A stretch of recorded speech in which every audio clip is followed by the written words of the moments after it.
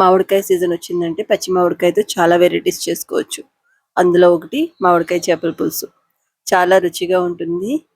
అయితే దీన్ని ఎలా చేయాలో ఈ వీడియోలో చూద్దాం. దీనికోసం ముందుగా ఒక ప్యాన్లో ఆవాలు, మెంతులు, జీలకర్ర, ధనియాలు వీటన్నిటిని బాగా రోస్ట్ చేసుకుని పౌడర్ చేసుకుని సైడ్న పెట్టుకోవాలి. నెక్స్ట్ కొన్ని ఉల్లిపాయలండి, దీన్ని కూడా పేస్ట్ చేసుకుని సైడ్న పెట్టుకోవాలి. తర్వాత బాగా క్లీన్ చేసుకున్న చేప ముక్కల్లో కళ్ళుప్పు, కారం, పసుపు వేసుకుని బాగా కలుపుకోవాలి. కారం కొంచెం ఎక్కువ ఉంటేనే బాగుంటుంది. తర్వాత కొన్ని పచ్చిమిరపకాయలు, అలాగే ఉల్లిపాయలు పేస్ట్ చేసుకున్నాం కదండి, ఆ పేస్ట్ వేసుకోవాలి. ఉల్లిపాయలని ఇలా పేస్ట్ చేసుకుని వేసుకుంటే గ్రేవీ బాగుంటుంది.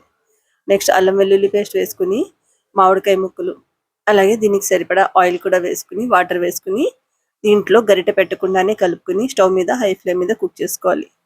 ఒక 10 నిమిషాలు మూత పెట్టి ఉడికించుకున్న తర్వాత మామిడికాయ ముక్కలు కొంచెం సాఫ్ట్ అవుతూ ఉన్నప్పుడు మనం గ్రైండ్ చేసుకున్న మసాలా పౌడర్, అలాగే కొత్తిమీర వేసుకుని మూత పెట్టుకుని లో ఫ్లేమ్ మీద ఇంకొక 5 నిమిషాలు కుక్ చేసుకోవాలి.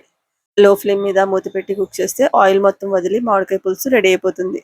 చాలా రుచిగా ఉంటుంది. వేడివేడి అన్నంలో మామిడికాయ పులుసు వేసుకుని ఒక మామిడికాయ ముక్క ఇలా నంచుకుని తింటే చాలా బాగుంటుంది. వీడియో నచ్చితే లైక్ చేయండి. షమ్లాస్ కిచెన్ని ఫాలో చేయండి.